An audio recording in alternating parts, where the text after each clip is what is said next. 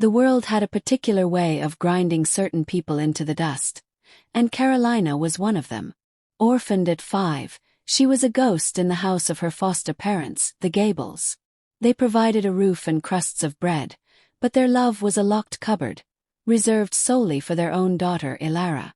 Lyra, with her porcelain doll's face and a heart of spoiled vinegar, made Kataliya her personal project. She delighted in snapping the heads off the wildflowers Kataliya picked.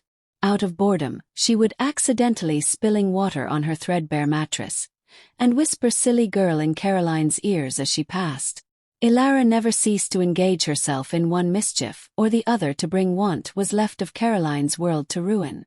Kataliya bore it all with a quiet resilience, her only rebellion the songs she hummed under her breath.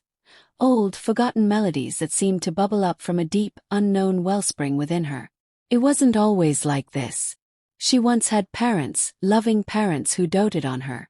They made her the center of their world, and made her feel like the princesses they told her at bedtime stories. It happened so fast, she sometimes thought they were figments she imagined to life during the toddling years of her life. The memory didn't return in a gentle wave. It slammed into her, a visceral, brutal flood that tore through the beautiful truth of her heritage. As the elder's hand remained on her forehead, unlocking the deepest vaults of her mind, the glittering cavern of the ethereum coven dissolved, replaced by the stark, painful clarity of a sun-drenched road. She was 5 years old, strapped into a plush car seat in the back of her parents' sedan. Her mother, Althea, was turned around in the passenger seat, her smile as warm as the afternoon sun. She was singing, her voice the source of all those half-remembered lullabies. "Are you excited for the park, my little star?" her mother asked, her eyes crinkling at the corners. "Yes, Mama." "The swings," little Kataliya chirped, kicking her tiny feet adorned with light-up shoes. Her father, Orion, chuckled from the driver's seat, his deep voice a comforting rumble. "We'll push you so high you'll touch the clouds." He glanced at her in the rearview mirror, his gaze full of an impossible, tender love. The memory was so vibrant, so saturated with joy, that the horror that followed was a physical wound. It was an intersection. Green light. Her father was humming along to the song. Then, a monstrous blur of grill and steel filled her window. A deafening, world-ending crunch of tearing metal and shattering glass. The world became a violent spinning top. The force was immense, throwing her small body against the straps of the car seat with a brutal whip crack.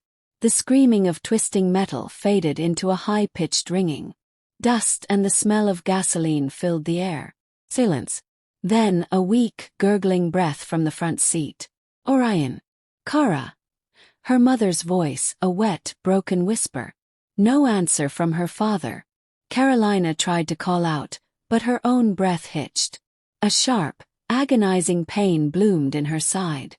Her vision was blurry, but she could see her mother's hand, adorned with a silver ring shaped like a crescent moon, dangling limply, blood trickling from a wound on her wrist. It was still. The nothingness that followed was a deep, silent coma.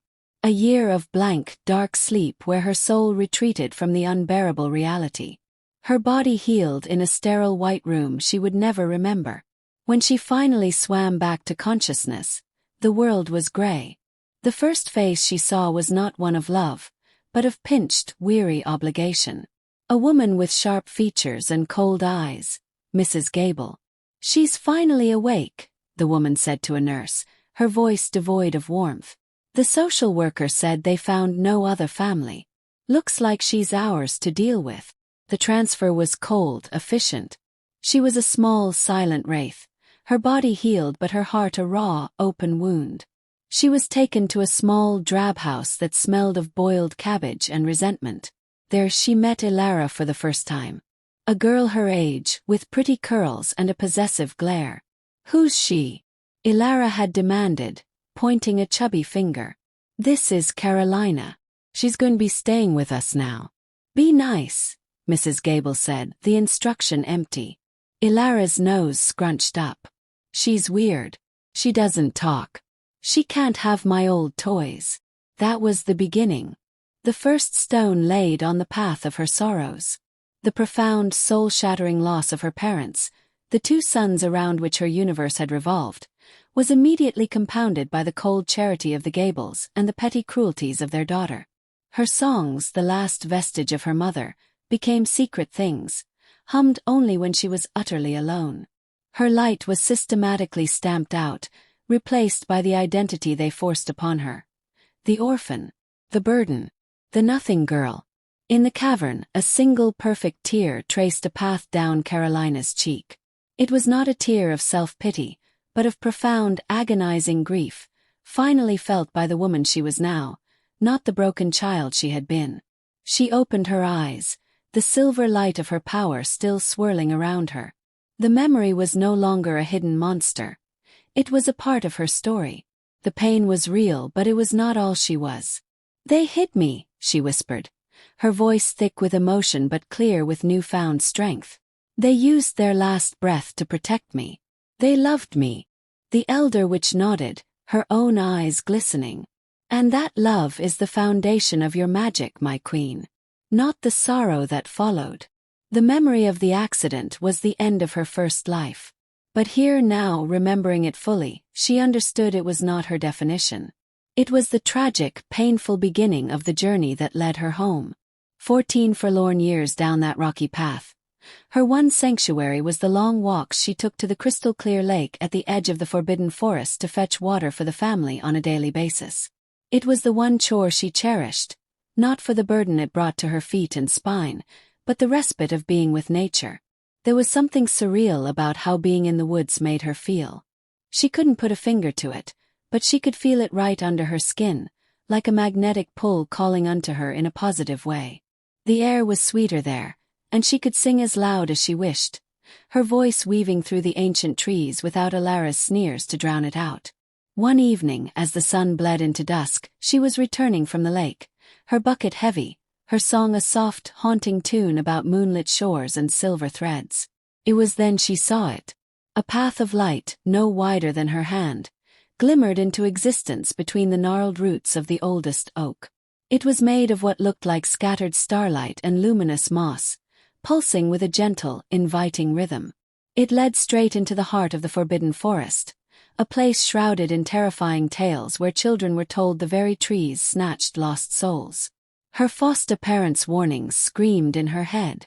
But the light, it seemed to answer her song. A curiosity, wilder than her fear, took hold. Setting down her bucket, she stepped onto the light warmed the soles of her worn shoes. The forbidding forest seemed to sigh and open up for her, the thorny branches retreating, the ominous shadows peeling back to reveal a beauty she had never imagined. The luminous trail led her down, deep into a mossy sinkhole, to a vast, hidden archway carved with phases of the moon and swirling constellations. Heart hammering, not with fear now but with a strange sense of homecoming, she pushed the great stone door. It swung open without a sound. The air that washed over her was thick with the scent of ozone, sage, and ancient earth. She stood at the top of a colossal, underground cavern.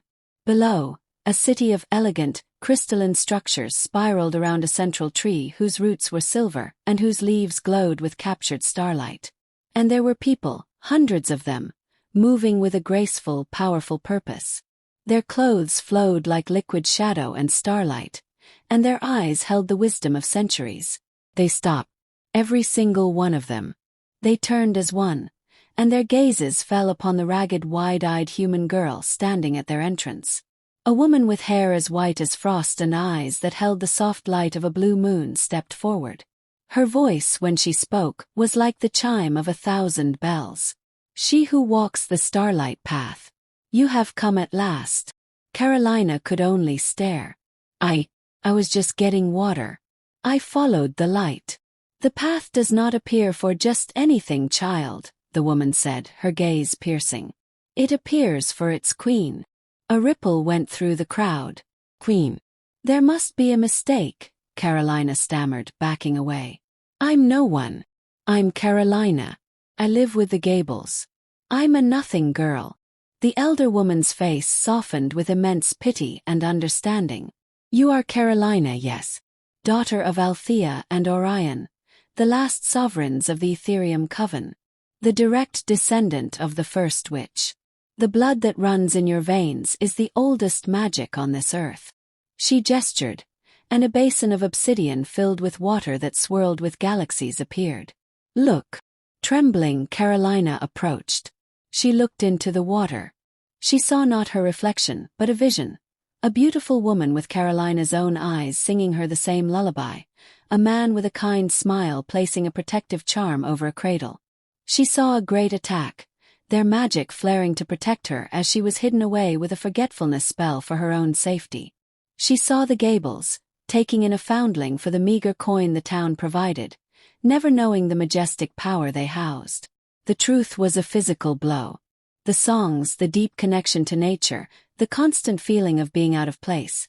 It was all her magic, dormant and crying out for its home. The coven has been waiting for a century for your return, the elder said. Waiting for you to come of age and for the magic to call you home. Your voice, your song, it was the key. It woke the path. As she spoke, she placed a cool hand on Kataliya's forehead. No more hiding, my queen. It is time to remember. A surge of power, vast and terrifying and glorious, erupted from Kataliya's core. It was not a new thing. It was a lock clicking open, a river breaking through a dam. Light, pure and silvery white, exploded from her, illuminating the entire cavern. The silver tree glowed brighter, the crystals in the city sang in harmony, and the coven fell to one knee as one, heads bowed not in fear, but in reverence. The feeling of being nothing evaporated like mist in the sun. It was replaced by the terrifying, exhilarating knowledge of what she was. She could feel the pulse of the earth, the whisper of the stars, the flow of magic in every living thing. The slights, the cruelties, the years of being stepped on, they were the story of another girl, a girl who never truly existed. She looked at her hands, where sparks of starlight danced between her fingers. She looked up at her people, her true family, their faces filled with hope and awe. A slow smile touched her lips, one that held the weight of her lineage and the promise of her power. The nothing girl was gone. In her place stood the queen of the Ethereum coven, and she was just beginning to understand what that meant. The euphoria of Kataliya's coronation had barely settled when a new, colder energy sliced through the warm reverence of the Ethereum coven. A figure emerged from the gathered crowd, not bowing, but standing tall with a challenge in her eyes. She was stunning, with hair like spun onyx and eyes the sharp, cold green of frozen moss. Her power radiated from her in palpable, aggressive waves.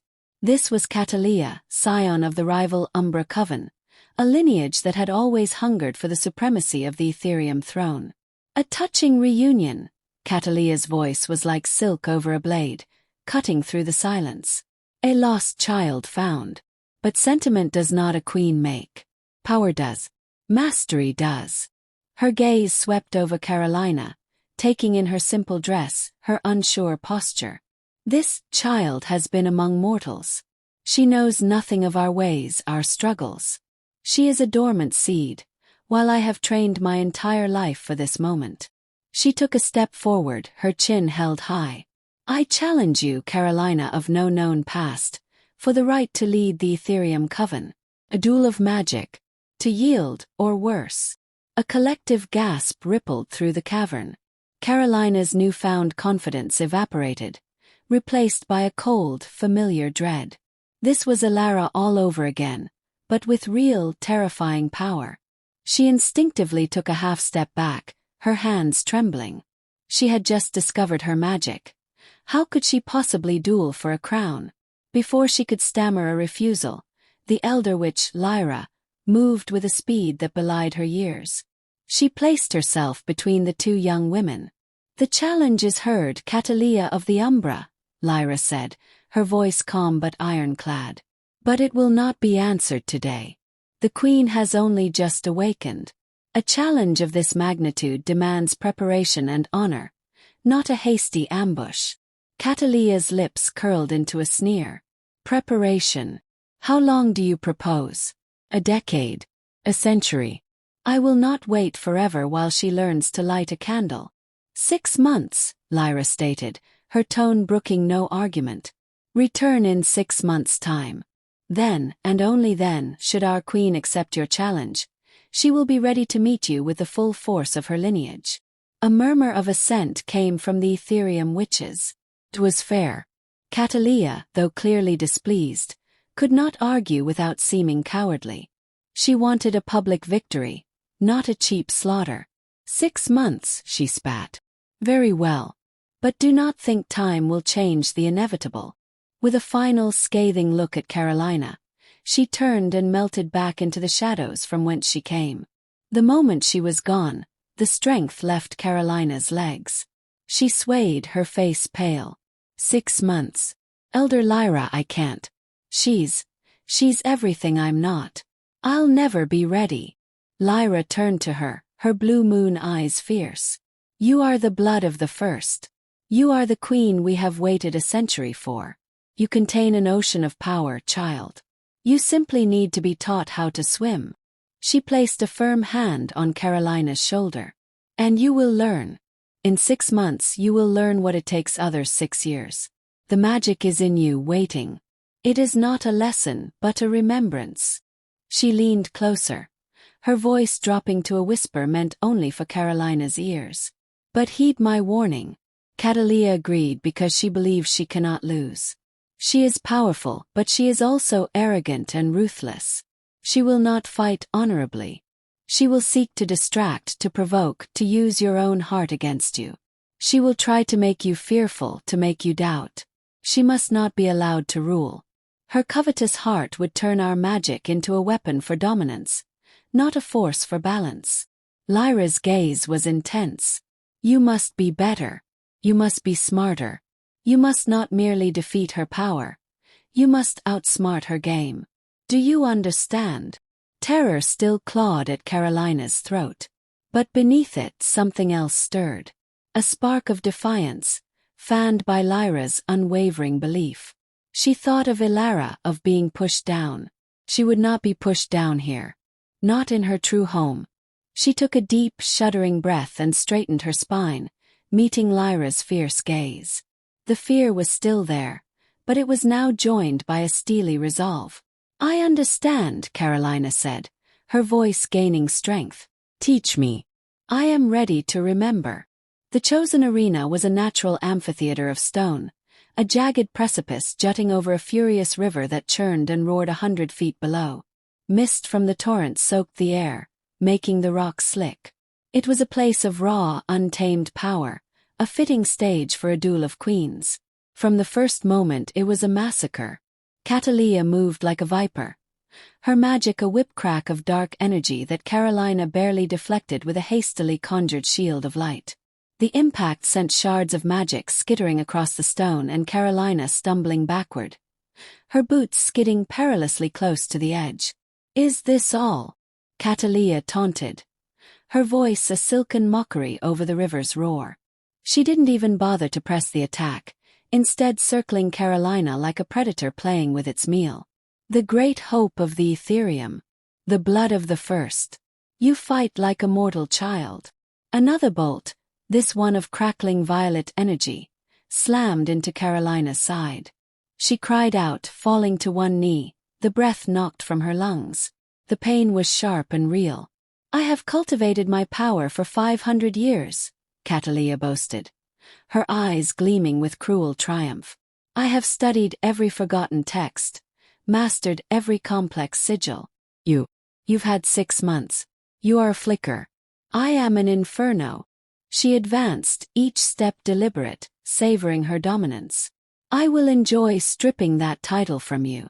I will enjoy watching your people bow to me. Kataliya scrambled back, her mind racing, her body aching. Lyra's words echoed in her ears. She is arrogant, she will try to provoke you, outsmart her game. Kataliya's weakness wasn't her power. It was her pride. Her need to gloat, to prove her superiority with words, not just spells. She was so consumed by her own spectacle that she left openings.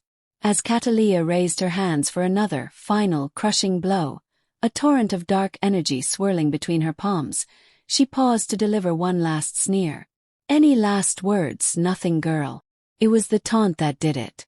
The one that reached back through all her years of sorrow. And in that split second of her opponent's gloating, Kataliya saw it. Not a magical opening but a physical one.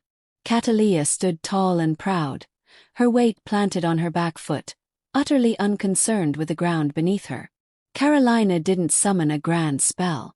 She didn't try to match power with power. Instead, she slammed her own palm onto the wet, moss-covered stone of the precipice. A surge of earth magic, raw and simple, shot through the rock. The stone beneath Kataliya's feet lurched, not with violence, but with a sudden, shocking shift. It was like yanking a rug from under someone who believed themselves immovable. Kataliya's eyes flew wide in utter shock. Her magnificent spell fizzled out as her arms pinwheeled, her balance utterly lost. With a cry of pure astonishment, she crashed to the ground, hard. The impact jarred the dagger she kept at her hip loose from its sheath, sending it skittering across the stone. In a fluid motion, Kataliya was on her feet. She didn't hesitate. She summoned a searing ball of white fire, the first offensive spell Lyra had taught her, and held it poised above the stunned Kataliya. "Yield," Kataliya commanded, her voice steady, echoing with an authority that was no longer borrowed, but her own. Rage, humiliation, and sheer disbelief warred on Kataliya's face. She had been beaten not by a greater power, but by a cheap trick. The crowd was silent, watching. Through gritted teeth, she spat the words, "I yield." Tension broke. A collective sigh of relief went through the Ethereum coven. Kataliya allowed the ball of fire to dissipate, her own breath escaping in a rush. She turned to her people, to Elder Lyra, whose face was filled with proud relief. It was over. But for Kataliya, the humiliation was a poison worse than defeat. As Kataliya's back was turned, a feral snarl twisted her beautiful features. Her fingers closed around the hilt of her discarded dagger. With a silent, hate-filled lunge, she sprang from the ground, aiming the gleaming blade straight for Kataliya's back. But Lyra's training had been thorough.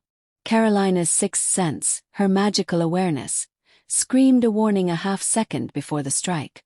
There was no time to think, only to react. Kataliya didn't turn. She simply raised a hand, and the thick ancient vines lining the precipice edge surged upward like green serpents. They didn't strike Kataliya, they pushed. The force was enough to alter her trajectory.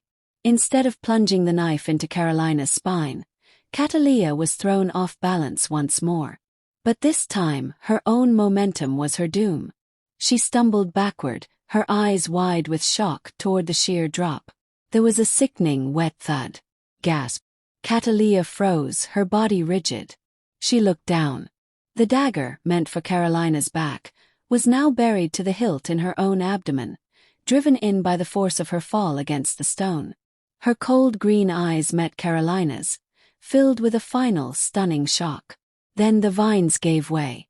She fell silently, a dark shape twisting in the mist, swallowed by the roaring torrent below.